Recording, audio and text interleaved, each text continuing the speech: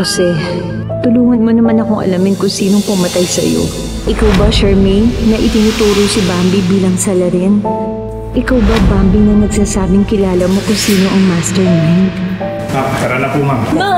Ma, wait lang sa kanila. Ulit, ma! Sophia!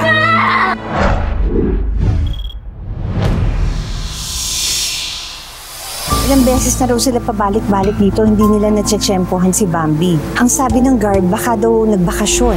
Ang tindi ng Bambi na yan. Alam mo ba niya na ang sugar daddy niya ay patay na? Gusto ko lang naman siya makausap. Babae sa babae. Napapraning na ata ko eh. Ma, isn't this a bit too much? After nangyari yung kagabi, Sophia!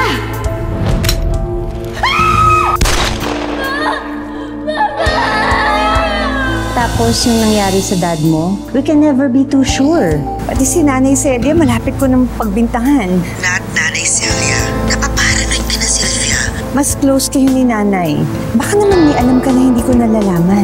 Baka pati ako mapagbintangan mo na rin. Nakita ko si Nanay sa monitor sa CCTV. May kausap siya, parang aligagang-aligaga siya. Tapos na kayo lahat dito, di ba? Pakilinisan na lahat to, ha? Sylvia thought na akong pumatay sa sarili kong anak. I can say the same sa kanya.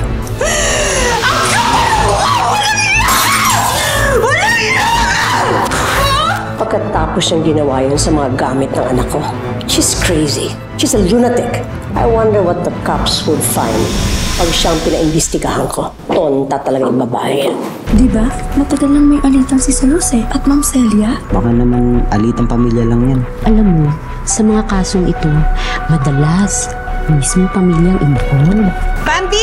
Gusto lang kita sana makausap. Hindi ako nagpunta dito para ipahuli ka.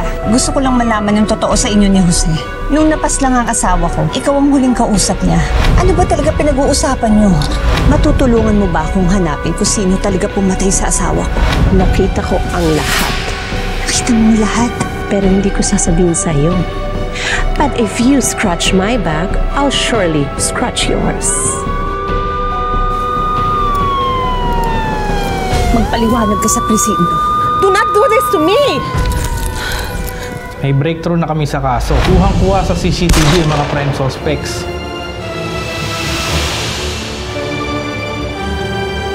Tungkol dyan ang kwento natin ngayon, dito lang sa Tadhana. May warrant na. Siya ang bumaril kay Jose. Makukuha ko ni Jose siya sa asawa ko.